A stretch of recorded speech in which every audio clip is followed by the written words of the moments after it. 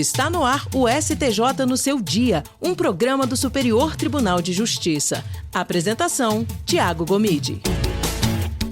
Olá para você que nos acompanha a partir de agora, está no ar mais um STJ no seu dia. Eu sou o Tiago Gomide e no episódio de hoje nós vamos falar sobre o Fundo Garantidor de Créditos, o FGC, mecanismo criado para proteger investidores e correntistas em casos de intervenção ou liquidação de instituições financeiras. Recentemente, o tema voltou ao centro do debate nacional por causa da crise envolvendo o Banco Master e também por importantes decisões do Superior Tribunal de Justiça sobre os limites da cobertura do fundo, a participação do Banco Central em ações judiciais e a posição do FGC em processos de falência. Para entender melhor como que a jurisprudência do STJ vem tratando o tema, os impactos dessas decisões para o mercado financeiro e os desafios atuais para o Fundo Garantidor de Créditos, eu converso agora com a advogada e economista e consultora do Banco Mundial, Ana Sofia Monteiro Signorelli. Seja muito bem-vinda ao STJ no seu dia. Muito obrigada, Tiago. É um prazer estar aqui com vocês hoje. Doutora, começa explicando para quem nos acompanha o que é esse FGC, né, o Fundo Garantidor de Créditos, e qual que é a importância dele para a estabilidade do sistema financeiro nacional. Tiago, o FGC ele é uma entidade privada, sem fins lucrativos, que foi criada ali por volta da década de 90 e é mantida por instituições financeiras associadas, né? Então, bancos, cooperativas de crédito. E a função central do FGC é proteger depositantes e investidores em caso de falência ou intervenção de uma instituição financeira, de forma que se garanta, né, a devolução dos valores até um determinado limite. Ele é muito importante para o sistema financeiro. Ele age como uma rede de segurança, que evita o que a gente chama na economia de corrida bancária. É uma corrida que a gente faz, né, nós, cidadãos, aos bancos, quando acontece alguma perda de confiança no sistema financeiro. Hoje, o limite do FGC é 250 mil por CPF e por instituição, com teto global de 1 milhão a cada 4 anos. E ele faz com que a gente tenha essa sensação de segurança, de não entrar em pânico quando tem uma crise pontual. Então, ele garante essa rigidez do sistema bancário brasileiro como um todo. É muito importante. E como é que funciona na prática essa cobertura do FGC para investidores e correntistas em caso de intervenção ou liquidação de bancos? Veja, na prática, quando o Banco Central decreta uma intervenção, que a gente chama de regime de administração especial temporária, né, conhecido como RAET, o FGC ele é acionado quase que automaticamente. Então, o fundo ele vai levantar uma lista de credores elegíveis, que seriam titulares de conta corrente, poupança, CDB, LCI e outros produtos também igualmente cobertos. Ele verifica os saldos, né, desses clientes e realiza o pagamento diretamente ao beneficiário, respeitando esse limite de 250 mil por CPF ou CNPJ. Né, do CNPJ, no caso, seria do conglomerado financeiro. É um processo ágil, né, eu mesma passei por ele recentemente, e foi uma experiência muito boa, do ponto de vista do consumidor. E depois, né, de pagar o depositante, o FGC, ele então se subroga nos direitos dele perante a massa falida. Ou seja, ele passaria a cobrar a instituição quebrada por aquilo que pagou. Subroga-se, né, nos direitos ali dos credores, que seríamos nós. Ok. Essa recente crise do Banco Master trouxe o FGC novamente para o centro do debate, né? Quais são os principais desafios enfrentados, então, pelo fundo em situações de grande volume de ressarcimentos? Veja, Tiago, o caso do Banco Master, ele expôs de uma forma muito clara os limites operacionais e financeiros do FGC, né? O principal desafio do FGC hoje, ele é um desafio volumétrico. Porque quando uma instituição de médio ou grande porte, como é o caso do Master, enfrenta esses problemas, o volume de ressarcimento ele é muito expressivo e coloca muita pressão sobre o patrimônio do fundo. Né? E também tem outra questão que é o desafio da seletividade dos produtos.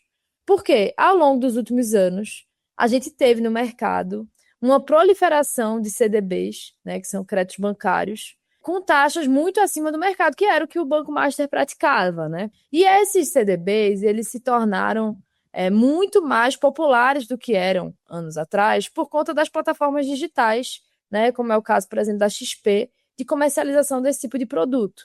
E muitas vezes, né, se utiliza como argumento para vender esse tipo de produto o fato de ele ser coberto pelo FGC.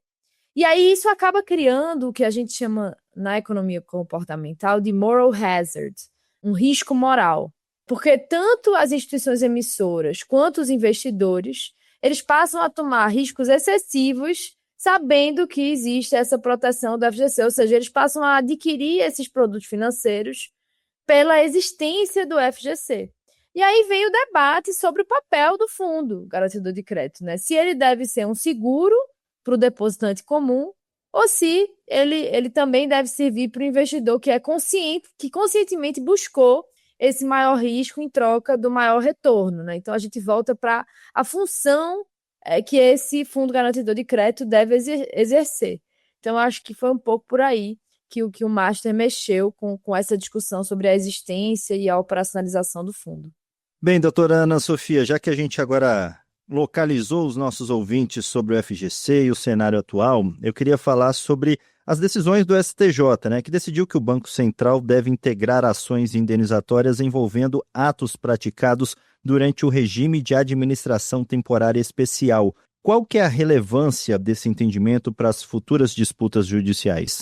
Olha, Tiago, ao meu ver, essa decisão é muito relevante, porque ela atribui responsabilidade ao Estado em situações nas quais o próprio Banco Central, né, exercendo seu poder de polícia sobre o sistema financeiro, acaba adotando medidas que podem causar danos aos credores, né? Então, durante o RAET, o Banco Central ele intervém diretamente na gestão da instituição financeira, nomeando administradores, orientando sobre os rumos do negócio. Se os atos praticados durante esse período acabaram causando prejuízo, o entendimento aqui é que é razoável que o Estado responda por esses prejuízos, né? Então, é muito relevante uma decisão como essa, porque para futuras disputas acaba se consolidando um entendimento sobre o litisconsórcio necessário entre o Banco Central e o Fundo Garantidor de Crédito nessas ações. E isso tem implicações processuais muito relevantes, como, por exemplo, o deslocamento, né, da competência para a Justiça Federal e a possibilidade, óbvio, do Estado compartilhar a eventual condenação que venha a acontecer. E em relação à subrogação do FGC nos processos de falência, por que o STJ entendeu que o fundo deve manter a condição de credor quirografário? Veja, quando o FGC ele paga o depositante e se subroga nos direitos dele, a pergunta que surge é que tipo de credor o FGC acaba se tornando na fila dessa falência, né? E o STJ ele entendeu que o FGC ele herda exatamente a posição que o depositante original ocuparia. E na maioria dos casos, né, seria um crédito quirografário, ou seja, sem garantia real ou privilégio especial. É uma lógica no seguinte sentido, assim, a subrogação ela não pode conferir ao fundo uma posição melhor do que aquela que o credor originário detinha, exatamente por ser uma subrogação, né? E isso reflete um pouco do princípio da par condicio creditorium, né, que é a igualdade entre os credores, que seria um princípio violado se o FGC pudesse, digamos assim, pular na fila simplesmente por ter realizado esse pagamento. Então, ao meu ver, essa decisão ela acaba preservando a coerência do próprio sistema de insolvência brasileiro. O STJ também analisou casos envolvendo associações e fundos coletivos, né? Por que o tribunal definiu que o teto de cobertura do FGC ele deve incidir sobre o valor total aplicado e não sobre cada associado individualmente? Esse é um ponto que gerou muita controvérsia, viu, Tiago? Tem muita gente que argumentava que cada associado seria um beneficiário autônomo, né? Portanto, deveria ter seu próprio teto de 250 mil.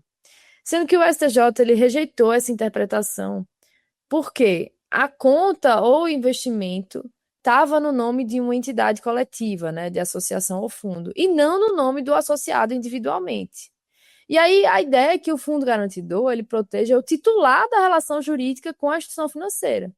Se o titular é uma pessoa jurídica coletiva, é ela que tem o direito à garantia. E por isso não é possível você desdobrar artificialmente esse direito para multiplicar o teto da cobertura, né? Admitir o contrário seria abrir uma porta super perigosa para estruturas criadas artificialmente com o único objetivo de ampliar a cobertura do FGC. Então, eu acho que foi uma decisão cuidadosa do ponto de vista, de novo, da razão de ser do Fundo Garantidor de Crédito, que é tão importante para a rigidez do sistema financeiro brasileiro. E quando se trata de entidades de previdência complementar, por que o entendimento é de que elas devem ser consideradas um único investidor para fins de garantia do FGC? Veja, a mesma lógica que eu expliquei agora se aplica aqui, mas tem um elemento adicional de relevância prática, porque as entidades de previdência complementar, elas administram recursos de um grande número de participantes, né, que seriam os futuros aposentados.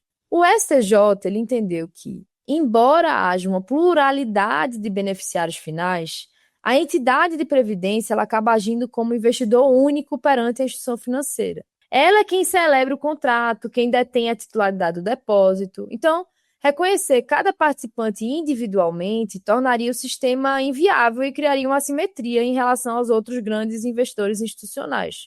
O que a adesão impõe é que essas entidades gerenciem com mais cuidado a concentração dos recursos em uma única instituição, portanto, diversificando os investimentos, o que, aliás, é uma ótima prática de gestão de risco, né? E o tribunal ele fixou também que o teto de cobertura aplicável é o vigente na data da intervenção da instituição financeira, né? Qual que é a segurança jurídica proporcionada aí por essa interpretação? Veja, essa decisão ela é um exemplo clássico de como segurança jurídica precisa nortear a interpretação das normas que regulam relações financeiras. E eu sou uma grande defensora desse viés, porque, como a gente fala, né, risco é diferente de incerteza. O risco é algo que a gente consegue mensurar. O problema para o investidor é a incerteza, quando a gente não consegue mensurar o volume de risco que você está tomando. Então, ao STJ fixar que o teto aplicável é o da data da intervenção, ele acaba eliminando uma incerteza que podia ser muito prejudicial. Imagine que esse teto fosse alterado para mais ou para menos, né? Após a intervenção, mas antes do pagamento. Quem seria o beneficiário ou prejudicado? A decisão ela acaba congelando o marco temporal relevante no momento em que o sinistro, por assim dizer, se concretiza. Então, a própria decretação da intervenção, né? Isso acaba trazendo uma previsibilidade tanto para o FGC quanto para os depositantes e também para o mercado como um todo. Então, acho que é uma interpretação muito alinhada ao princípio do ato jurídico perfeito e, para mim, foi irretocável. Para a gente fechar aqui, doutora, até que ponto decisões judiciais envolvendo aí o FGC podem impactar a confiança de investidores no sistema bancário brasileiro? Veja, as decisões judiciais sobre o FGC, elas têm um efeito muito delicado. Por um lado, quando o judiciário interpreta restritivamente o alcance da cobertura, como nos casos das associações, das entidades privadas que a gente comentou aqui, a gente pode haver uma percepção inicial de insegurança por parte de alguns investidores, né? Por outro lado, as decisões claras e coerentes, elas acabam construindo a médio e longo prazo um ambiente de maior previsibilidade. O que abala a confiança do investidor não é necessariamente uma decisão desfavorável, mas é a imprevisibilidade, aquela dualidade de risco e incerteza que eu falava anteriormente. Então, quando o STJ ele pacifica entendimentos e consolida em súmulas ou recursos repetitivos, ele acaba oferecendo ao mercado um mapa do que está e do que não está coberto. Isso permite que os agentes econômicos eles tomem decisões muito mais bem informadas, né? Então, o problema maior estaria em uma jurisprudência oscilante e contraditória que tornasse o sistema opaco. Felizmente, ao meu ver, né, a tendência do STJ ela tem sido de uma progressiva sistematização nessa matéria. Então, eu acho que, a minha avaliação, essas decisões judiciais que a gente está comentando aqui são muito benéficas para que o sistema do FGC ele continue garantindo essa rigidez para o sistema financeiro brasileiro. Ok, Ana Sofia Monteiro Signorelli, muito obrigado por essa participação aqui no STJ no seu dia. Muito obrigada, Tiago. Foi um prazer estar com vocês. Para mim é muito gratificante comentar sobre temas relacionados a direito e economia, que são minhas duas paixões. Espero encontrá-los novamente em breve. STJ no seu dia, um programa do Superior Tribunal de Justiça. E o STJ no seu dia vai ficando por aqui. Eu agradeço pela sua companhia na Rádio Justiça e também pelas plataformas digitais. O STJ no seu dia tem produção de Caio Baltazar, trabalhos técnicos de Roberto Glória, direção e coordenação geral de Daniele Lombardi. Até o próximo episódio. STJ no seu dia, um programa do Superior Tribunal de Justiça.